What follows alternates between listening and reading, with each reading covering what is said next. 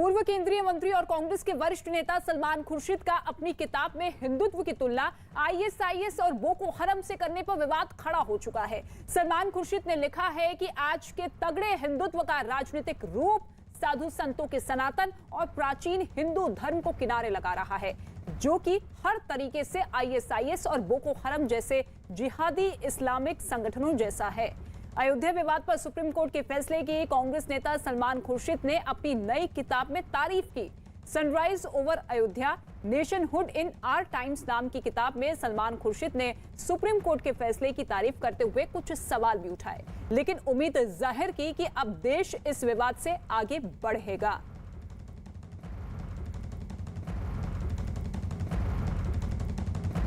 बहुत सारे जो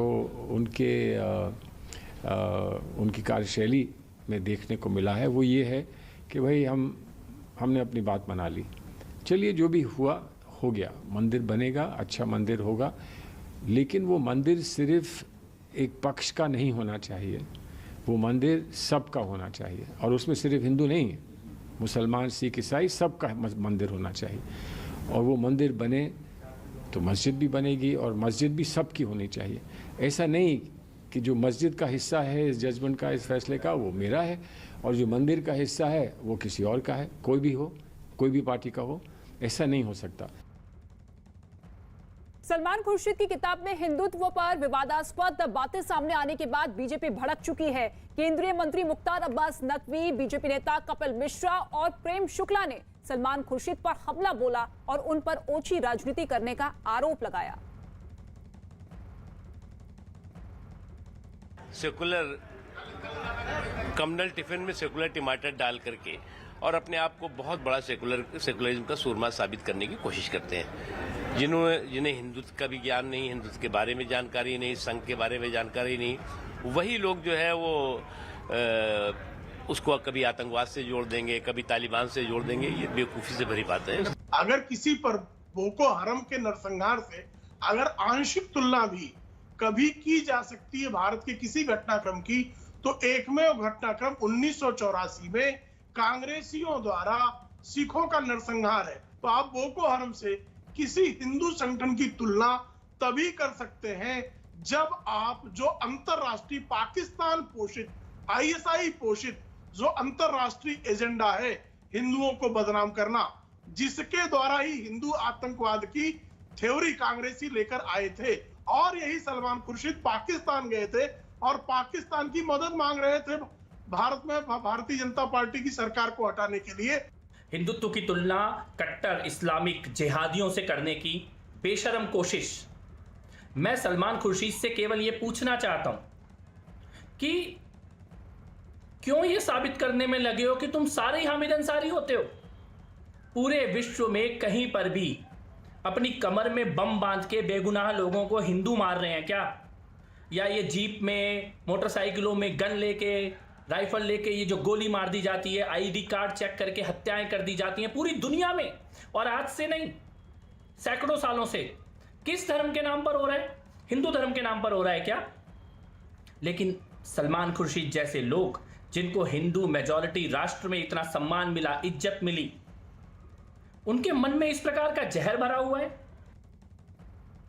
सलमान खुर्शीद की किताब पर विवाद खड़ा होने के बाद शिवसेना भी सलमान खुर्शीद पर बरस पड़ी है। शिवसेना नेता सचिन अहिरे ने कहा है कि हिंदुत्व पर सवाल खड़े करने वालों को शर्म आनी चाहिए। तो वहीं वीएचपी नेता सुरेंद्र जैन ने सलमान खुर्शीद के साथ साथ पूरी कांग्रेस पार्टी की राजनीति पर ही सवाल खड़े कर दिए हैं। क्योंकि मैंने किताब पढ़ी नहीं, इसके बारे में मुझे टिप्पणी करना उचित नहीं है, लेकिन कोई भी व्यक्ति, इस देश का अगर नागरिक अगर हिंदुत्व के ऊपर अगर कोई उंगली उठाता है तो मुझे लगता है उनको अपने आप में भी शर्म होनी जरूरी है। क्योंकि सवाल ऐसा उठता है कि कोई भी अगर भावना और कोई भी एक अगर धर्म की अगर प्रोत्साहन करता है तो उसको अगर उस तरह से तुलना करना, तो मुझे लगता है फिर हर धर्म के और हर प्रांत के बारे में ये बात हो सकती है। मेरा ऐसा कहना है वैयक्तिक स्तर के ऊपर कि ये टिप्पणी अगर उन्होंने नहीं की होती तो ये उचित होता। दुर्भाग्य से जिन लोगों की राजनीति हिंदू समाज को इतने वर्षों तक अपमानित करके चलती रही, जिन्होंने बार बार राम के अस्तित्व पर प्रश्न चिन्ह लगाए, जिन्होंने हिंदू आतंकवाद शब्द को आगे बढ़ाया और जिन्होंने सिम्मी की वकालत की है, उनकी गोदी में खेले हैं, ऐसे लोगों को ये वर्तमान उत्थान किसी हालत में हजम नहीं हो सकता। और इसीलिए इन लोगों ने जब अपनी राजनीति का अंत होते हुए देखा इस तुष्टीकरण की, तब उनको स्वीकार नहीं हो रहा। उन्होंने अपमानित किया है हिंदू समाज को, जो 125 करोड़ से अधिक संपूर्ण विश्व में है। और विवाद बढ़ने के बाद सलमान खुर्शीद ने न्यूज 18 से खास बातचीत भी की। सलमान खुर्शीद ने कहा कि उन्होंने आईएसआईएस और बोको हरम को हिंदू धर्म से नहीं बल्कि आज के हिंदुत्व से जोड़ा है।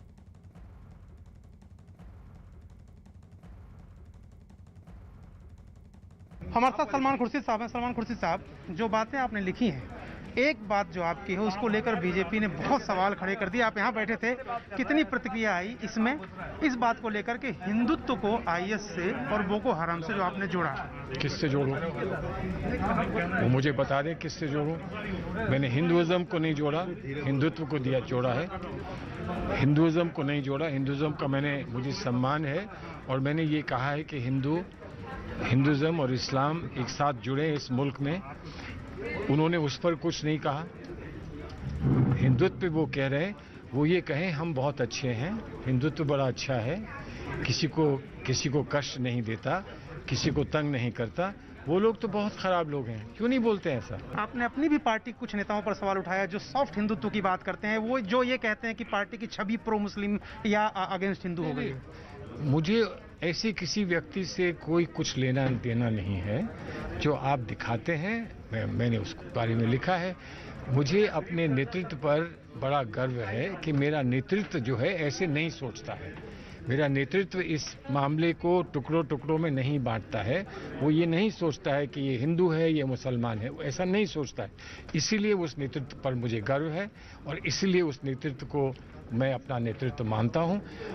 अगर कोई समझता है कि कुछ और होना चाहिए उस नेतृत्व को, तो वो जाके उनसे बात करें। कई लोग कह रहे हैं चुनाव से पहले इस तरह की बात से नुकसान हो जाएगा कांग्रेस पार्टी को। तो जमीन में हमको गाड़ दो, कब्रिस्तान में जाके चुनाव करें, शमशान में जाके चुनाव करें। वहाँ सब लोग एक साथ होते हैं, कोई किसी से कुछ नहीं कहता।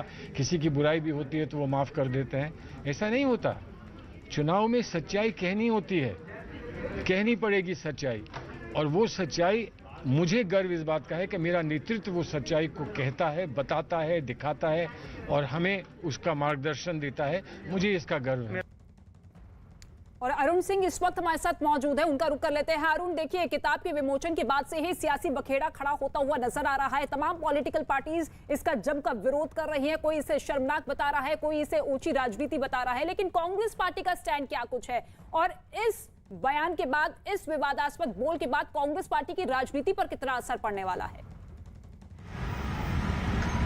देखिए, बड़ी मुश्किल है कांग्रेस के थिंक टैंक के सामने, क्योंकि अगर वो सलमान खुर्शीद की बात की मजम्मत कर दे, उस बात को नकार दे, तो उसके सामने मुश्किल ये है कि जो मुस्लिम वोट बैंक है वो उससे कहीं न छिटक जाए। और अगर उसे स्वीकार कर ले तो जो मेजॉरिटी वोट बैंक है हिंदू, कहीं वो उनसे न छिटक जाए। इसलिए कांग्रेस पार्टी आधिकारिक रूप से इस पूरे मसले पर मुंह नहीं खोल रही है। लेकिन मंच की अगर बात करें तो उस मंच पर ऐसे ही नेताओं का जमावड़ा था जो इस तरह के बयान पहले देते रहे हैं। पी चिदम्बरम की बात करिए, दिग्विजय सिंह की बात करिए।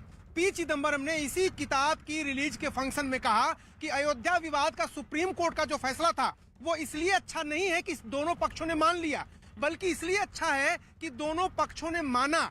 यानी वो सुप्रीम कोर्ट के फैसले पर भी सवाल उठा रहे हैं और कह रहे हैं कि दोनों पक्षों ने मान लिया इसलिए अच्छा फैसला है। फैसला अच्छा नहीं है। दिग्विजय सिंह ने भी सवाल उठाए। दिग्विजय सिंह कहते हैं कि जिस मंदिर को तोड़ने की बात हो रही थी उसको इस्लाम से जोड़ दिया गया। वो कह रहे हैं दिग्विजय सिंह कि इस्लाम के भारत में आने से पहले भी मंदिर तोड़े जाते थे और हिंदू राजा ही एक दूसरे के राज्य पर जब आक्रमण करते थे, जब वहां पर कब्जा करते थे तो मंदिर तोड़ देते थे। तो इस तरह की बयानबाजी कांग्रेस का एक तबका करता है। कांग्रेस नेतृत्व के सामने मुश्किल ये बड़ी है कि कैसे इन दोनों के बीच संतुलन साधे, क्योंकि कांग्रेस की छवि प्रो मुस्लिम हुई है, एंटी हिंदू हुई है। ये बात तो खुद एंटनी कमेटी ने 2014 की हार के बाद अपनी रिपोर्ट में जो सोनिया गांधी को दी गई थी उसमें कही, और उसके बाद आपने देखा होगा कि राहुल गांधी ने गुजरात में किस तरह से मंदिरों का दौरा किया अपनी और मंदिर सहूलियत के जाने लगे। हिसाब से कांग्रेस के नेता हिंदुत्व को लेकर परिभाषित कर दिया जाता है नेताओं की तरफ से। कभी हिंदुत्व को तालिबान से जोड़ दिया जाता है, कभी आतंकी संगठन जैसा बता दिया जाता है। लेकिन सवाल यही है कि इतनी नफरत भरी राजनीति और इतने नफरत भरे बोल कितना खतरा देश के लिए पैदा करते हैं। ठीक है अरुण, लौटेंगे आपके पास, लेकिन इसके साथ ही आपको यह भी बता दे कि कांग्रेस के वरिष्ठ नेता और पूर्व गृह मंत्री पी चिदम्बरम ने भी अयोध्या पर सुप्रीम कोर्ट के फैसले पर सवाल उठाए। उन्होंने कहा कि नो वन किल्ड जेसिका, उसी तरह विवादित ढांचा किसी ने तोड़ा नहीं। चिदम्बरम ने यह बयान कांग्रेस नेता सलमान खुर्शीद की किताब sunrise over Ayodhya nationhood in our times के विमोचन के दौरान दिया।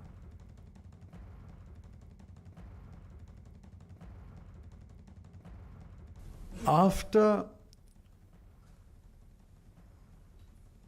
the Supreme Court judgment, things took a predictable course.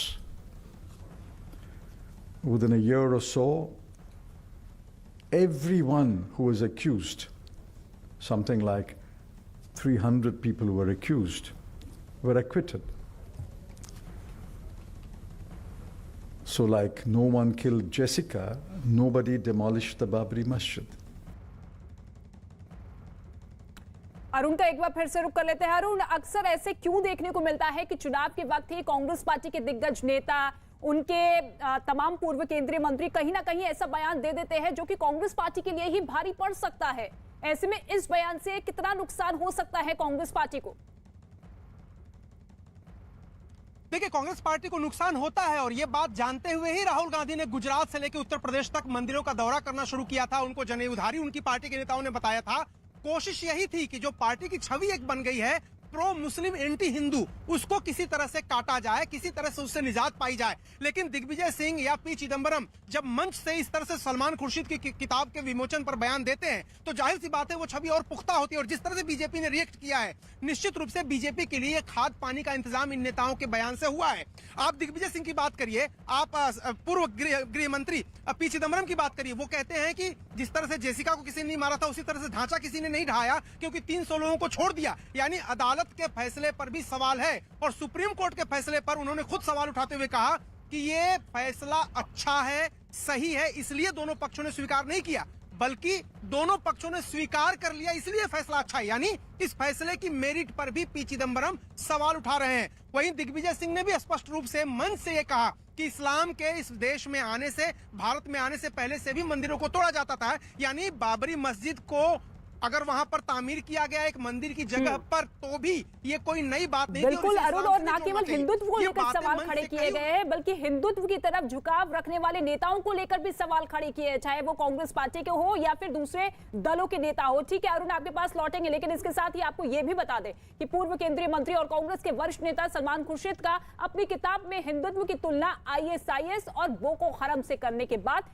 सियासी बखेड़ा खड़ा होता हुआ नजर आ रहा है। सलमान खुर्शीद ने इस किताब में लिखा कि आज के तगड़े हिंदुत्व का राजनीतिक रूप साधु संतों के सनातन और प्राचीन हिंदू धर्म को किनारे लगा रहा है, जो कि हर तरीके से ISIS और बोको हरम जैसे जिहादी इस्लामिक संगठनों जैसा है।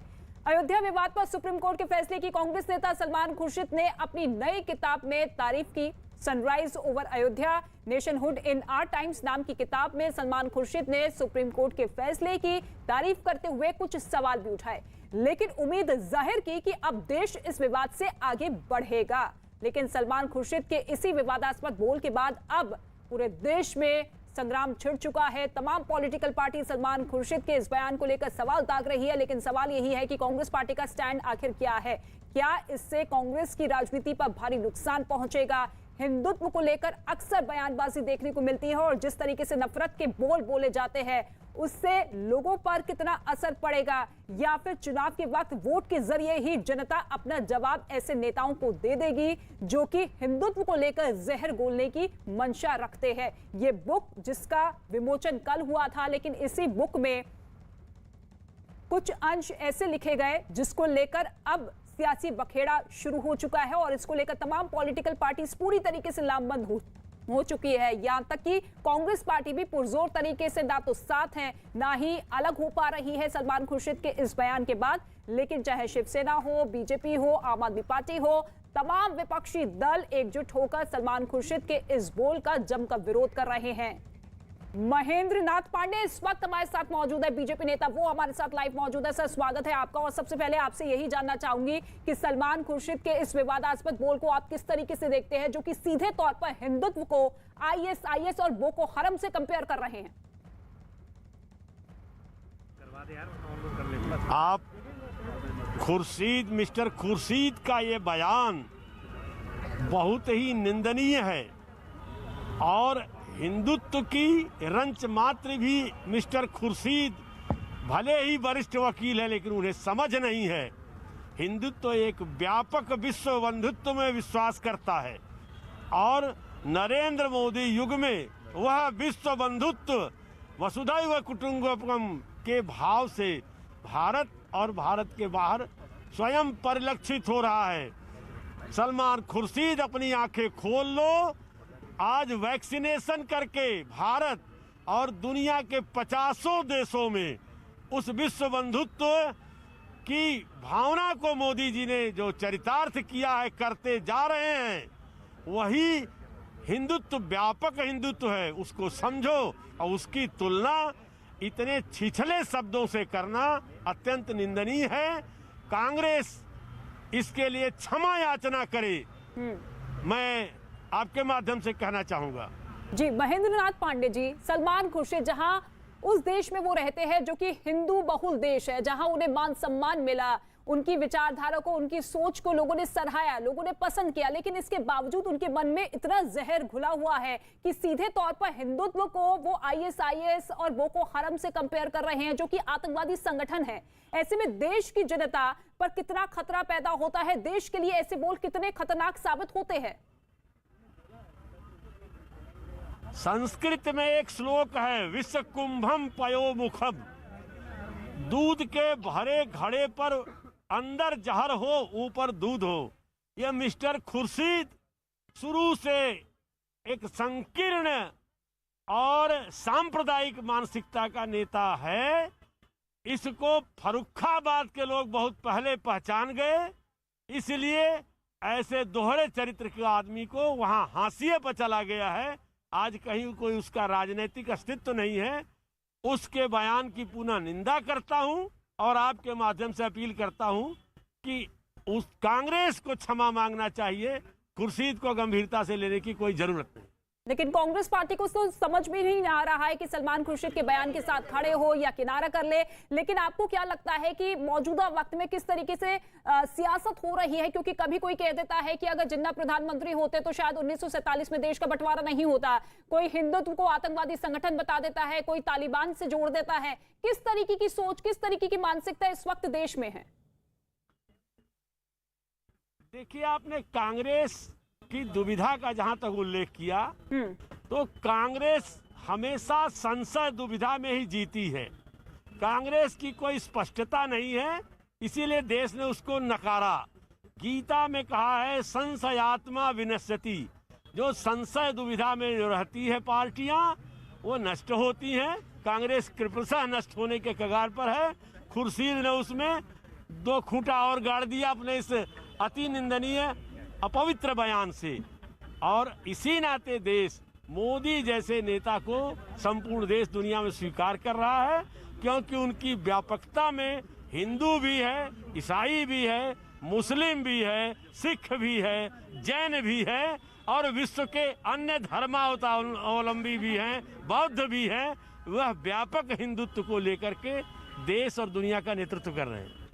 महेंद्र नाथ पांडे जी, हालांकि अपनी सफाई में सलमान खुर्शीद ये भी कहते हुए नजर आ रहे हैं कि देखिए वो हिंदू धर्म को टारगेट नहीं कर रहे हैं, हिंदुत्व को लेकर सवाल उठा रहे हैं। और क्या हिंदुत्व और हिंदू धर्म को अलग किया जा सकता है? दोनों को अलग अलग नजरिए से देखा जा सकता है? अब सलमान खुर्शीद अपने को वकील बढ़िया मानते हैं। हिंदू धर्म का तत्व, यही हिंदू जो अर्थबोध है उसी को हिंदुत्व कहते हैं। और तत्व अलग, हिंदू अलग, ये कैसे वकालत पड़े हैं? भगवान इनकी बुद्धि को बलिहारी दे। एक आखिरी सवाल मेरा आपसे ये है कि क्या चुनावों के वक्त अपनी अपनी सहूलियत के हिसाब से हिंदुत्व को परिभाषित किया जाता है? जी मैंने सुना नहीं स्पष्ट सवाल आपका। जी सवाल मेरा यही है क्योंकि देखिए 5 राज्यों में चुनाव होने हो और सभी की नजरें उत्तर प्रदेश के विधानसभा चुनाव पर टिकी हुई है, तो क्या चुनावों के लिहाज से अपनी अपनी सहूलियत के हिसाब से परिभाषित कर दिया जाता है हिंदुत्व को? ऐसा कुछ नहीं है। अन्नपूर्णा सदापूर्णे आज का जो प्रसंग है वो भारत के गौरव और मान सम्मान को पुनर्स्थापित करने की एक बड़ी पहल है। अन्नपूर्णा उन 5 राज्यों में भी भोजन अन्न देंगी, संपूर्ण भारत में देंगी और संपूर्ण दुनिया को देंगी। यह पूजन सबके लिए फलदायी होगा। इसका चुनावों से कोई लेना देना विषय नहीं है।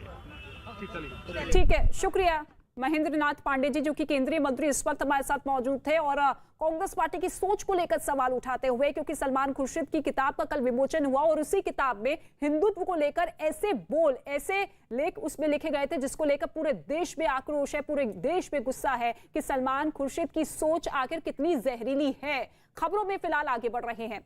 उत्तर प्रदेश के मुख्यमंत्री योगी आदित्यनाथ आज मेरठ में पैरालंपिक्स के पदक वीरों का सम्मान करेंगे। पदक वीरों के स्वागत के लिए मेरठ शहर सजकर तैयार हो चुका है। शहर के चौराहों पर पदक वीरों के बड़े बड़े पोस्टर्स लगे नजर आ रहे हैं। आज मेरठ के सरदार वल्लभ भाई पटेल कृषि विश्वविद्यालय में सम्मान समारोह का आयोजन किया गया है, जिसमें पैरालंपिक्स में गोल्ड मेडल जीतने वाले पदक वीरों को करीब 32 करोड़ रुपए बांटे जाएंगे।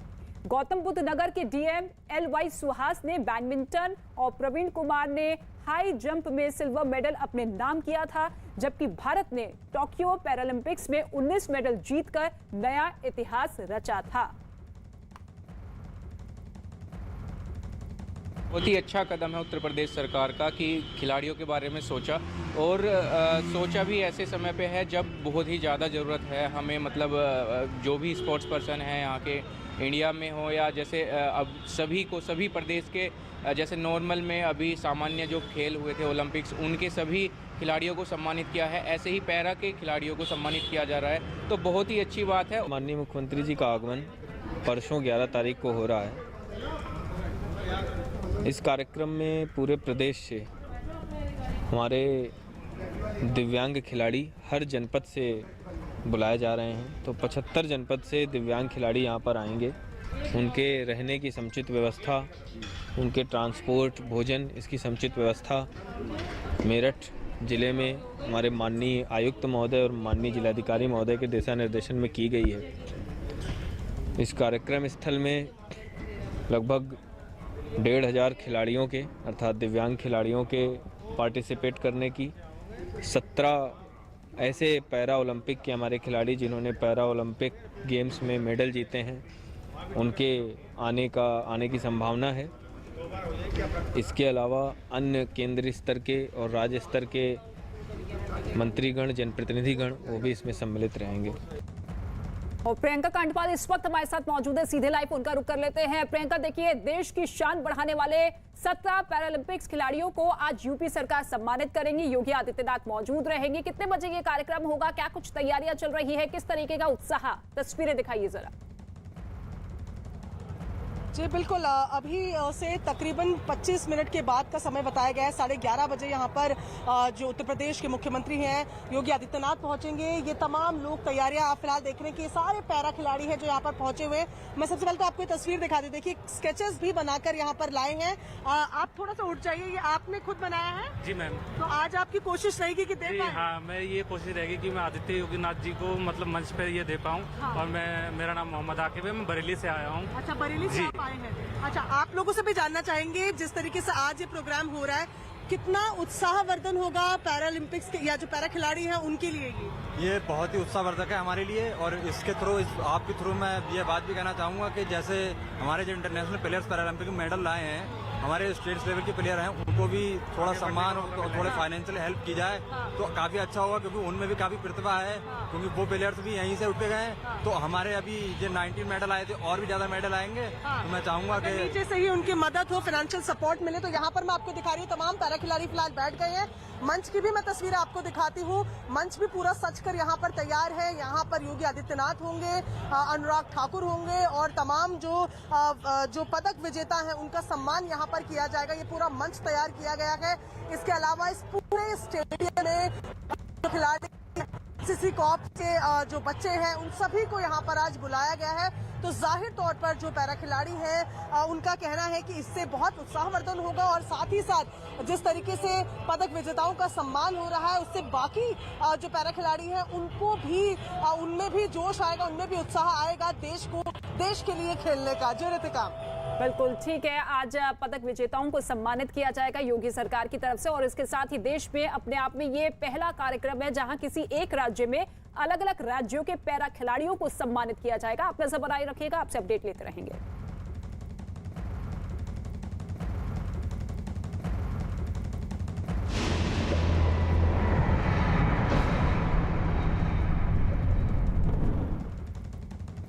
चेन्नई में पहले से ही मौसम की मार से जूझ रहे लोगों की मुसीबत लगातार बारिश ने और बढ़ा दी है। मुख्यमंत्री स्टालिन ने चेन्नई में बाढ़ प्रभावित कई इलाकों का दौरा कर राहत तेज करने के निर्देश दिए हैं। मौसम विभाग ने चेन्नई समेत तमिलनाडु के 8 जिलों में बारिश का रेड अलर्ट जारी किया है। चेन्नई में पिछले 6 साल में पहली बार इतनी बारिश हुई है, जिसकी वजह से वहां के लोगों को 2015 में आई बाढ़ का डर सताने लगा है। ये देखिए, लोगों के घुटने तक पानी भर चुका है। लोगों को काफी ज्यादा दिक्कतों का सामना करना पड़ रहे हैं। दक्षिण भारत के ये 3 राज्य जहां पर लगातार बारिश हो रही है, तमिलनाडु, चेन्नई, ये तमाम ऐसे इलाके हैं, राज्य है जहां पर बारिश की मार इस वक्त बहुत ज्यादा है और इसी को लेकर मौसम विभाग ने रेड अलर्ट भी जारी कर दिया है। अलर्ट जारी किया है कि अगले कुछ घंटे भारी हो सकते हैं और ऐसे में लोगों को चेतावनी जारी की गई है कि बिना वजह आप अपने घरों से बाहर ना निकले। ये बेमौसम बारिश जो कि लगातार लोगों की मुसीबतें बढ़ाती हुई नजर आ रही है। ये सड़क आप देखिए पूरी तरीके से पानी में डूब चुकी है। हालांकि इसका सीधे तौर पर असर आवाजाही पर भी पड़ रहा है। कई ऐसे रूट्स हैं जो कि ब्लॉक कर दिए गए हैं, लेकिन इसकी वजह से सीधे तौर पर आम लोगों की मुश्किलें बढ़ती हुई नजर आ रही है।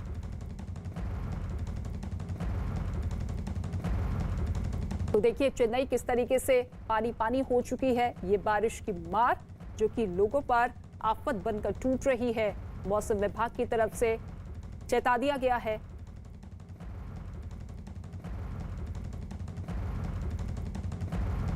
और चेन्नई के साथ साथ आपको ये बता दें कि तमिलनाडु समेत दक्षिण भारत के 3 राज्यों में लगातार हो रही बारिश से जनजीवन अस्त व्यस्त हो चुका है। चेन्नई में लगातार हो रही बारिश ने वहां लोगों की मुसीबतें बढ़ा दी है। अब ये चेन्नई की 3 तस्वीरें जरा आप देखिए, जिसे देखकर आपको अंदाजा लग जाएगा कि वहां बारिश से हालात कितने बिगड़ चुके हैं। सड़क पर सैलाब का कब्जा हो चुका है। वहां लगातार बारिश से घरों में पानी भर गया है। इस बीच बाढ़ के पानी में फंसे लोगों का रेस्क्यू भी किया जा रहा है।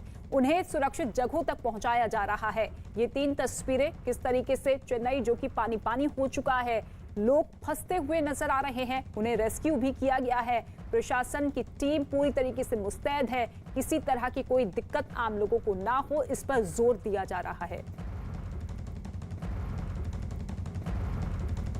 और चेन्नई में लगातार बारिश की वजह से वहां के ज्यादातर इलाकों में पानी भर चुका है। निचले इलाकों की बात की जाए तो हालत और ज्यादा खराब हो चुके हैं। घुटनों तक पानी भरने से लोग घरों में ही फंस चुके हैं। सड़कों पर इतना पानी भर गया है कि गाड़ियों का चलना भी मुश्किल हो गया है।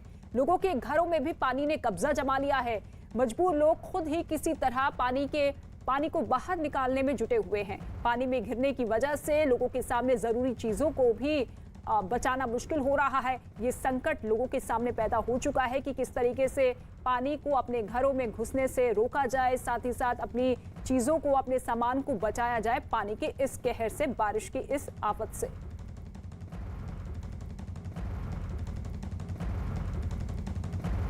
और भारी बारिश की वजह से चेन्नई में हालात बेकाबू होते हुए दिखाई दे रहे हैं। जहां तक नजर गई वहां तक सिर्फ पानी ही पानी नजर आया। चेन्नई के विल्लीवाकम इलाके में सड़कें सैलाब बन गई, जिससे लोगों का सड़कों पर निकलना मुश्किल हो गया। सड़कें पूरी तरह से पानी से भरी नजर आई, जिसकी वजह से पैदल चलना भी मुश्किल हो गया। हर तरफ पानी का कब्जा नजर आया। ऐसा लगा मानो सड़क पर कोई नदी तेज धार में बह रही हो और इसी तरीके से सड़क जो कि पूरी तरीके से लबालब पानी में घिरती हुई नजर आई। पकड़ा गया। उम्मीद करते हैं कि इसकी जांच सही दिशा में जाएगी। कौन कितना बड़ा है, कौन कितना इन्फ्लुएंशियल है, कौन से पार्टी का कोई नेता है, कार्यकर्ता है, इसको नज़रअंदाज करके एनआईए और एनसीबी का जो जोनल हेड है या देश के जो डीजी एनसीबी हैं, हम उनसे विनती करते हैं कि 1985 के कानून इसीलिए बनाया गया था कि पूरी तरह से देश को नशा मुक्त बनाया जाए। जब सारी खेप गुजरात समुद्र के रास्ते आ रही है, गुजरात से ही पूरे देश में उसको फैलाया जा रहा है, तो डीजी एनसीबी इस विषय को गंभीरता से लेंगे, इसकी गहराई से जांच करेंगे और गुजरात ड्रग कनेक्शन क्या है ये देश के सामने लाएंगे। जो गुनहगार है उन्हें गिरफ्तार करेंगे, उन्हें दंडित कराने का काम करेंगे। सर, मराठीमध्ये सांगा, आज तुमच्या मुलीनं एक नोटीस पाठवली। महाराष्ट्राचे माजी मुख्यमंत्री, विरोधी पक्ष नेते यांनी ज्या पद्धतीने माझ्या जावयांच्या बाबतीत सांगितलं होतं तर त्यांच्याकडे ड्रग सापडली। पंचनाम्यामध्ये स्पष्ट आहे की त्यांच्या घरी किंवा त्यांच्याकडून कुठल्याही प्रकारचा अंमली पदार्थ सापडलेला नाही। त्या उलट 8.5-9 महिने हे ते बोलत राहिले। परवा पत्रकार परिषदेमध्ये पण त्यांनी त्याचा उल्लेख केला।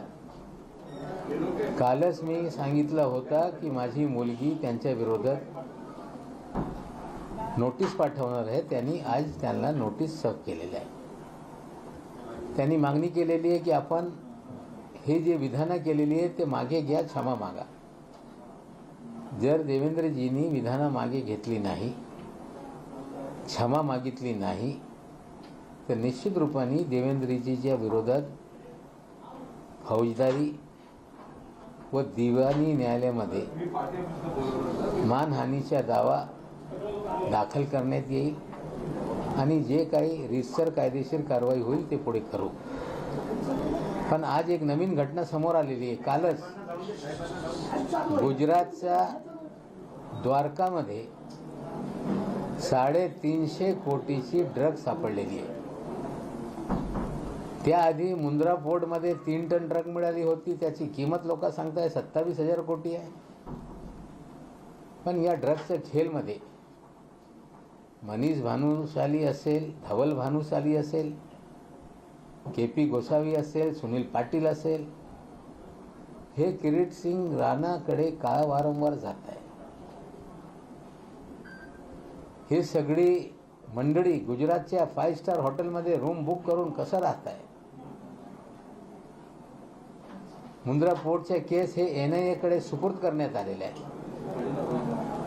350 कोटीची ड्रग सापडल्यानंतर आता एनसीबीची जबाबदारी आहे।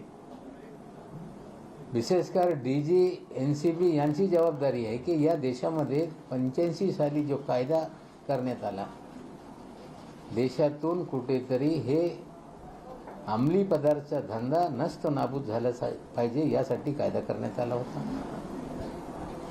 मुंबईमध्ये 2 ग्राम 4 ग्राम पकडून फिल्म इंडस्ट्रीचे लोकांच्या नावाने पब्लिसिटी करताय, पण समुद्राच्या मार्गातून या देशामध्ये ड्रग येते, ते पण गुजरातमध्ये। तिथून डिस्ट्रीब्युशन रॅकेट सुरू आहे। मोठा साठा मिळाल्यानंतर आता 350 कोटीचा ड्रग मिळत आहे। ही सगळी परिस्थिती असताना मनीष भानुशाली असेल, धवल भानुशाली असेल, त्यांची मंडळी असतील, ते गुजरातमधून ऑपरेट करत आहे। आम्ही मागणी करतोय डीजी साहेबांना, एनआयएला, की या तपासाच्या छडा लावला पाहिजे। कोण किती मोठा आहे, कोण मंत्री आहे, राजकीय कार्यकर्ता आहे ते न पाहता या सगळ्या ड्रगच्या खेळमध्ये जे कोणी जबाबदार असेल त्याच्यावर गुन्हा दाखल झाला पाहिजे आणि त्यांच्यावर कारवाई करून त्यांना शिक्षा झाली पाहिजे, हीच अपेक्षा आम्ही DG NCBकडे ठेवतोय, NIAकडे ठेवतोय. आणि आता हे सिद्ध होऊ लागलेलं आहे की सागरमार्गी गुजरातच्या माध्यमातून देशभरात ड्रग पसरवण्याचं काम चालते. याचा मागे कोण है याचा खुलासा NCBच्या DGनी आणि NIAच्या लोकांनी केलं पाहिजे. सर, आपने कहा कि गुजरात के मामले को नजरअंदाज किया जाता है और मुंबई के 2-3 ग्राम ड्रग्स को बढ़ाया जाता है. आपको लग रहा है जानबूझ के इन चीजों को एग्जैगरेट किया जाता है? शंका पैदा हो रही है. मुंबई शहर ये ड्रग का हब हो गया है, इस तरह का प्रचारित हो रहा है. जो भी हो, हमारी एंटी. तो नवाब मलिक जो कि उम्मीद जताते हुए कि इस पूरे मामले की निष्पक्ष जांच होगी. कामयाबी की कोई कहानी एक दिन में मुकम्मल नहीं होती, लेकिन ईमानदारी, लगन और सच्चा संघर्ष हो तो सफलता की कहानी एक दिन पूरी जरूर होती है. क्या आप जानते हैं कि देश में श्वेत क्रांति यानी कि दूध क्रांति लाने वाले अमूल का सफर गुजरात के सिर्फ 2 गांवों से शुरू हुआ था. 75 साल का हो चुका अमूल भी पूरे देश के साथ आजादी के अमृत महोत्सव की खुशियां मना रहा है. आइए जानते हैं कि सबसे कामयाब ब्रांड बनने तक की यात्रा में अमूल ने कौन-कौन से पड़ाव पार किए.